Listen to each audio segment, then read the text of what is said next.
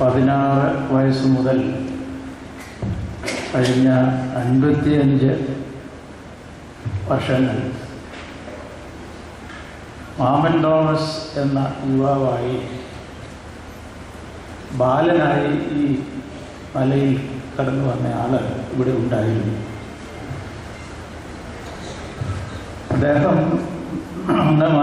അംഗമായിരിക്കുന്ന നേരായുടെ സഹോദരങ്ങളാണ് ചുറ്റുമുള്ളത്. ഗംഭീര ആശയനും മഹാത്യാഗിയും ദർശകനും ആയിരുന്ന മാർത്തോമ ദീവനാസിയോസ് എന്ന വലിയ പിതാവാണ് മാമൻ തോമസ് എന്ന യുവാവിനെ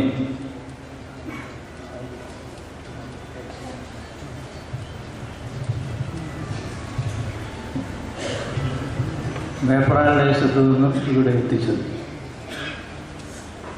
പൗരോഹിത്യ പാരമ്പര്യമുള്ള ഒരു കുടുംബമാണ് കണിയാന്തറ. മരണഭദ്രാസനത്തിലാണ് ആ കുടുംബം.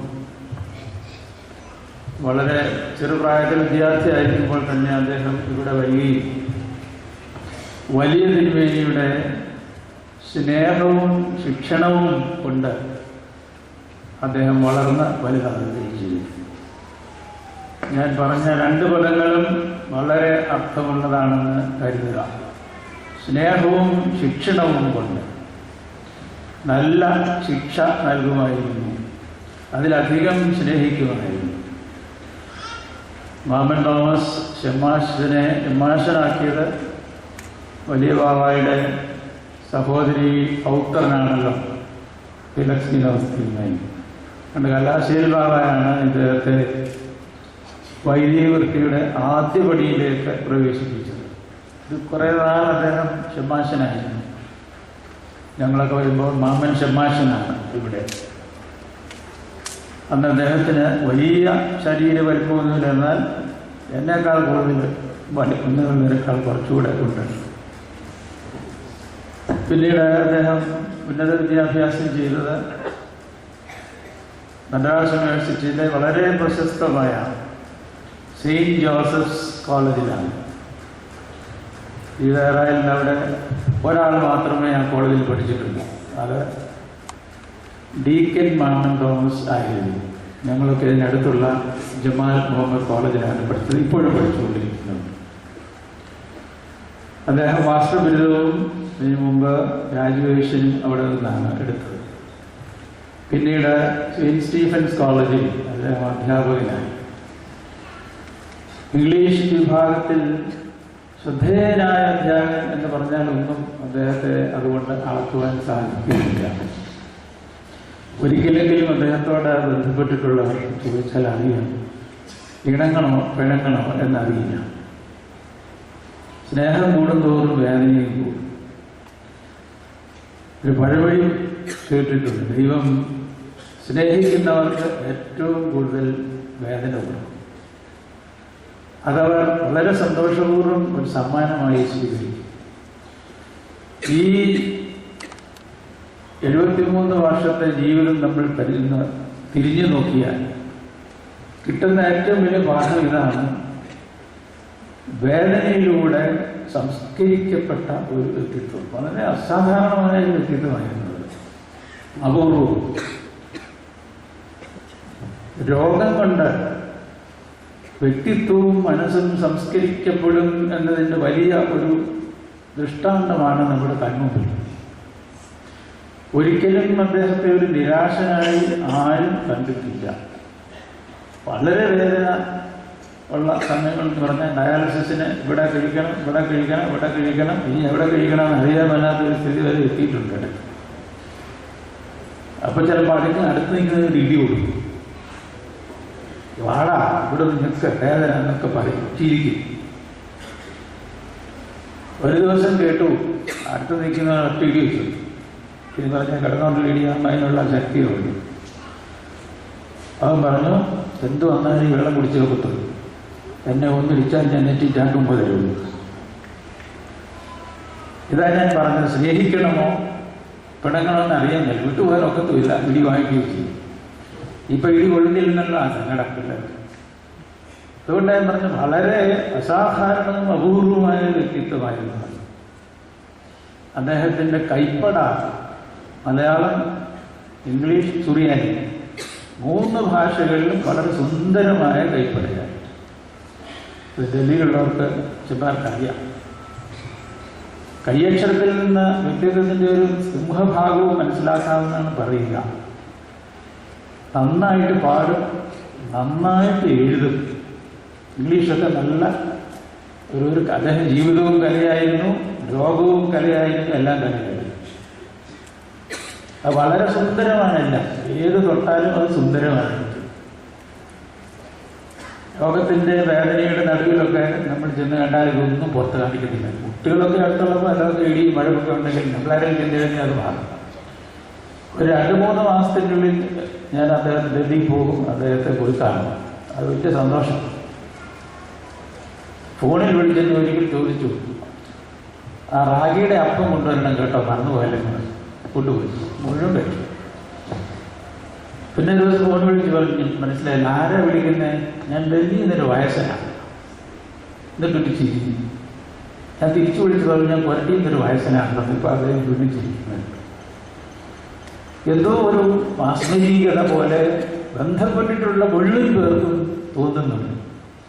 എന്നാൽ ഈ ദീർഘിച്ച രോഗനാൾ അദ്ദേഹത്തെ പരിപൂർണമായി സംസ്കരിച്ചു എന്നാണ് ഞാൻ വിശ്വസിക്കുന്നത്. സ്വഭാവത്തെയും വ്യക്തിത്വത്തെയും ആത്മീയതയും ഏത് സമയത്ത് എന്നാലും അദ്ദേഹത്തിന് പറയും തലേ കെഴുതി പ്രാർത്ഥിച്ചിട്ട് പോകാവും. മുഴുവൻ പ്രാർത്ഥനയും മുറിയിൽ ഇതിൽ കൂടെ നടത്തണം, അല്ലെങ്കിൽ ഇതിൽ കൂടെ കേൾക്കണം. ഈ അരമനയിലും അങ്ങനെയാണ്. രോഗം കൊണ്ട് സകല കുറവുകളുണ്ടെങ്കിൽ അത് മുഴുവൻ നീങ്ങി അദ്ദേഹം ഒരു നിർമ്മലമായ, അതിനിർമ്മലമായ ഒരു പനിനീർ പോലും പോകുവാനായ ഈ രോഗനിമിത്തമാണെന്ന് ഞാൻ പറയും. ഏറ്റവും കൂടുതൽ ക്വാറന്റൈനിൽ 2 പ്രാവശ്യം അദ്ദേഹം വന്നു ചികിത്സയ്ക്ക്.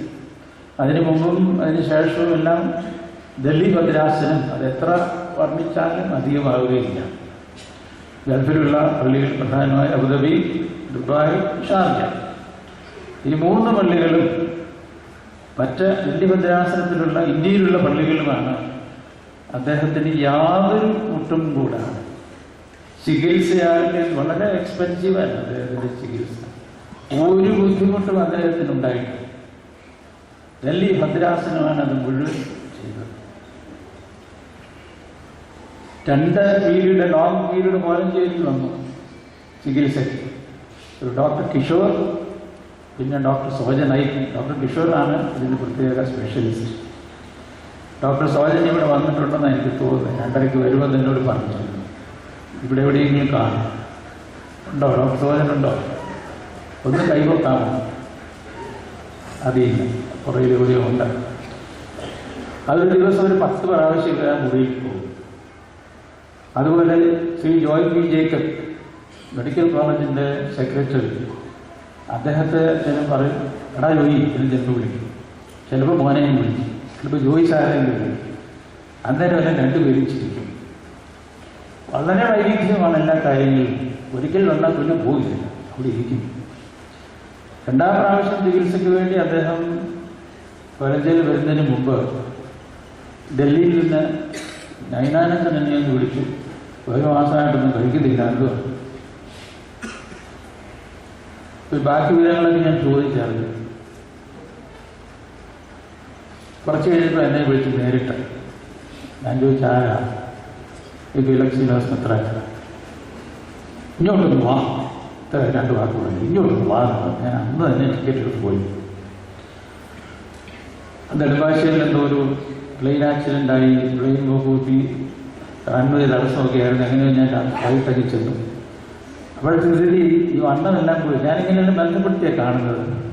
ആദ്യകാലത്തുള്ള ആളുകൾ പിന്നീട് രോഗം കൊണ്ട് കോർട്ടിസോളെല്ലാം കഴിച്ച് ഒരുപാടങ്ങ് വെയിറ്റും മണ്ണും എല്ലാം പോയി.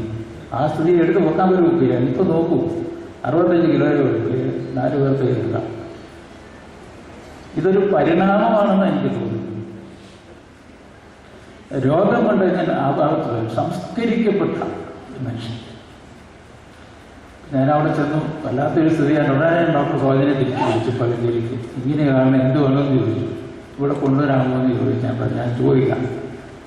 ഇവരുടെ ഡോക്ടറിന് ചോദിച്ചു, ഡോക്ടർ സോജൻ ലൈനിലുണ്ട്, ഇന്നെനിക്ക് താല്പര്യമുണ്ട്, എവിടെയാണ് ചികിത്സിക്കുക, എനിക്ക് കോലഞ്ചേരിക്ക് പോകണം, ഇതാ പറഞ്ഞ വാർത്ത. അപ്പോൾ റംബാച്ചിനെ വിളിച്ചു. റംബാച്ചിനോട് പറഞ്ഞു എനിക്ക് കോലഞ്ചേരിക്ക് പോയാൽ മതി, ഡൽഹിയിൽ വെച്ച് ഡോക്ടർ ചികിത്സയില്ലാഞ്ഞിട്ടല്ല, കോലഞ്ചേരി വന്നവർ വീട്ടിൽ നോക്കുന്നതിനേക്കാൾ ഭംഗിയായിട്ട് ഇത് ഉറച്ചു പറയണത്. ശരി, ഞാൻ പറഞ്ഞു നമ്മളിങ്ങനെ പറഞ്ഞുകൊണ്ട് പോരല്ലോ, ഇന്ന് തന്നെ കൗൺസിൽ വിളിക്കാൻ പറഞ്ഞു. ഇന്ന് കൗൺസിൽ വിളിച്ചു കൂട്ടി, എന്നെയും വിളിച്ചു. ഞാനിവിടെ പോയി, രാജേശ്വരുണ്ട്, ഗൗരവസത്തിലുണ്ട്, മുത്തൂറ്റ് ജോയി, എല്ലാവരും ഉണ്ട്. ഏകകണ്ഠമായി പറഞ്ഞു തിരുമേനിയുടെ ആഗ്രഹം എന്താണോ അവിടെ കോലഞ്ചേരിയാണ്, കോലഞ്ചേരി ചികിത്സിക്കുക. 2 ദിവസത്തിനുള്ളിൽ അദ്ദേഹത്തെ കോലഞ്ചേരിയിൽ കൊണ്ടുവന്നു. അതിന് നമ്മുടെ എഞ്ചിനീയർ മുത്തൂറ്റൊക്കെ വളരെ അതിനായിട്ട് കഷ്ടപ്പെട്ടയാണ്. ഇവിടെ വന്നു കഴിഞ്ഞ് ചെറുതായിട്ടൊക്കെ ഭക്ഷണം കഴിച്ച് തുടങ്ങി. ഇവിടെ ഇങ്ങോട്ടൊന്ന് ഇറങ്ങിയായിരുന്നു കുറച്ച് ദിവസം, പിന്നെ അത് മാറി. ഭക്ഷണം കഴിച്ച് തുടങ്ങി, എഴുന്നേൽക്കുന്നില്ലെന്നേ ഒരു പക്ഷേ ബാക്കി കാര്യങ്ങൾ ബുദ്ധിക്ക് യാതൊരു കുഴപ്പമില്ല, ഓർമ്മയ്ക്ക് ഒരു തകരാറുമില്ല, നർമ്മത്തിന് ഒരു അയവത്താവിലും വ്യത്യാസമില്ല. അപ്പോഴും ഈ ചിരി ഭർത്താനും പ്രാർത്ഥനയും എല്ലാം ഉണ്ട്. കഴിഞ്ഞ ശനിയാഴ്ച ഞാൻ അന്നവിടെ കോൺവക്കേഷനായിരുന്നു, മെഡിക്കൽ കോളേജിലെ ഗ്രാജുവേഷൻ സെറമണിയായിരുന്നു, ഈ MBBS-ലായിരുന്നു. അപ്പോൾ അതിന് ഞാൻ പോയി. അപ്പോൾ മീറ്റിംഗ് തുടങ്ങുന്നതിന് മുമ്പ് നിങ്ങളുടെ അടുത്ത് പോയി ഇരിക്കുകയായിരുന്നു. അപ്പം ഞാൻ കേക്ക് കൊണ്ടുപോയി അത് വാങ്ങിച്ച് കഴിച്ചു. കുറേ നേരം സംസാരിച്ചു, നല്ല വ്യക്തമായിട്ടാണ് പറഞ്ഞു. ചിലപ്പോൾ ഉറക്കം എഴുന്നേറ്റ് വരുമ്പോഴേ ഒഴുകി അറിയിക്കുന്നത്, അല്ലെങ്കിൽ നല്ല ക്ലിയർ ആയിട്ട് ജയറാജനൊക്കെ എഴുതിയിരിക്കും. ഞാൻ പറഞ്ഞു അവിടെ നല്ല വന്നേച്ച് പോയതല്ലേ എന്ന് ചോദിച്ചു. മീറ്റിങ്ങിന് സമയമായി, മീറ്റിംഗ് പോട്ടെ. ശരി, പോയിട്ട് ഉടനെ പറഞ്ഞു കരയിൽ കൈവച്ച് പ്രാർത്ഥിച്ചിട്ട് പോകും. അപ്പോൾ ഇതിങ്ങനെ ഏത് സമയത്ത് എന്നാലും മറക്കാതെ, നമ്മൾ മറന്നാലും അദ്ദേഹം പറയും എൻ്റെ തല കൈവച്ച് പ്രാർത്ഥിച്ചിട്ട് പോകാവൂ. പിറ്റേ ദിവസം രാത്രി ഉറങ്ങിയില്ല. ചില ദിവസം രാത്രി ഉറങ്ങിയില്ല, പകരം 5 മണിക്കാണ് ഉറങ്ങാൻ തുടങ്ങിയത്. രാത്രി ഉറങ്ങിയില്ല, ഇവിടെയുള്ള പിള്ളേർ പറയും. പിന്നെ ഒരു അല്പം കഴിഞ്ഞപ്പോഴായി ബ്രീത്തിങ് ഇറഗുലർ ആയതായിട്ട് കണ്ടു. ICU കൊണ്ടുപോയി, പൾസ് ഉണ്ടായിരുന്നു, പിന്നെ വർക്ക് ചെയ്തില്ല. ഏതായാലും എനിക്ക് തോന്നുന്നു ഈ സഭ ഇത്രയും ദീർഘമായ ഒരു നഗരി കാണിക്കും കോലഞ്ചേരിയിൽ ഇവിടെ വരെ ഈ അടുത്ത കാലത്തൊന്നും എൻ്റെ അറിവിലില്ല. കോട്ടയത്ത് നിന്ന് വന്നിട്ടുണ്ട്, ഭഗവാദിവനാസിനെ കോട്ടയത്ത് നിന്ന് ഇതെല്ലാം പത്തനംതിട്ട വഴി അകോന്നി വഴിയാണ് ഇവിടെ വന്നത്. ഇത് കോലഞ്ചേരി കോട്ടയം, കോട്ടയത്ത് നിന്ന് തിരുവല്ലയിൽ നിന്ന് മേപ്രാൽ തിരിച്ച് തിരുവല്ല, അവിടെ നിന്ന് കോട്ടയം, ചെങ്ങന്നൂർ, പന്തളം, അടൂർ വഴി കൂടെ വന്നപ്പോൾ 10:30 മണിയായിട്ടാണ്. 11:15 വിട്ടതാണ് സെമിനാരി. അദ്ദേഹത്തിൻ്റെ വിദ്യാർത്ഥികളും പരിചയക്കാരും എല്ലാവരും തന്നെ ഈ രാത്രി 10 മണിയായപ്പോഴും റോഡിലുള്ള ആളുകളെ കൂടി നിൽക്കുകയാണ്. ബാക്കി കാര്യങ്ങളൊക്കെ നിങ്ങൾക്ക് അറിയാം. ഡയറായെ സംബന്ധിച്ചിടത്തോളം അദ്ദേഹം വലിയ ഇൻസ്പിറേഷനായിരുന്നു. ഇവിടെ വലിയ തോമാമാദിവനാസിയോസ് തിരുമേനിയുടെ വാത്സല്യം അതൊന്നും അത്യപൂർവമാണ്. എല്ലാവർക്കും തന്നെ എന്നെ കൂടുതൽ സ്നേഹിക്കുന്നത്. ആമൻ തോമസ് എന്ന യുവാവിനെ അദ്ദേഹം പ്രത്യേകം സ്നേഹിച്ചിരുന്നു. ഞാൻ കോലഞ്ചേരി വെച്ച് പറഞ്ഞ പോലെ കൃഷ്ണാപള്ളി പഠിച്ചതിന് വെക്കേഷന് വരുന്നുണ്ട് എല്ലാവരും നേരത്തെ അവിടെ നിർത്തും. എന്നിട്ടൊരു ജീവിയുണ്ട് വലിയ തിരുമേനി. ഇതാ നിൽക്കുന്നു, ഇതാണ് മാമൻ പാണ്ടി, ഇതാണ് ഏലിയാസ് പാണ്ടി, ഇതാണ് ശമുവേൽ പാണ്ടി. ഇങ്ങനെ ഓരോരുത്തരെയും പാണ്ടിയെ വിളിച്ചിട്ട് എല്ലാവരും ഏൽപ്പിച്ചിരിക്കുന്നു. ഈ മന്ദഹാസമാണ് എല്ലാ ഹൃദയങ്ങളെയും ഒരുമിച്ച് നടത്തിയിട്ടുള്ളത്. അതുകൊണ്ട് ദാവോദാറായ്ക്ക് ഒരു നല്ലൊരു മാതൃക പഠനത്തിലും പഠിപ്പിക്കുന്നതിനും പ്രാർത്ഥനയിലും ഭാഷ പഠിക്കുന്നതിനും സുറിയാനി എഴുതുന്നതിനൊക്കെ വളരെ ഭംഗിയായി അദ്ദേഹത്തിൻ്റെ പാട്ടുകളായി ഫോണിലൊക്കെ എല്ലാം ഭംഗിരമായി പറയുമായി. ഈ പിതാവിൻ്റെ ദേഹവിയോഗത്തിൽ ഡൽഹി ഭദ്രാസനം മുതൽ കോലഞ്ചേരി ബാക്കിയുള്ള എല്ലാവരോടുമുള്ള നന്ദി പ്രത്യേകം പലയിടത്ത് പറഞ്ഞുകൊണ്ടിരിക്കുന്നുണ്ട്. ഞാൻ പറഞ്ഞു നിർത്തുകയാണ്. എല്ലാവരോടുമുള്ള പ്രത്യേക നന്ദി അറിയിക്കുന്നു. ഈ പിതാവിൻ്റെ പ്രാർത്ഥന നമുക്ക് കോട്ടയം.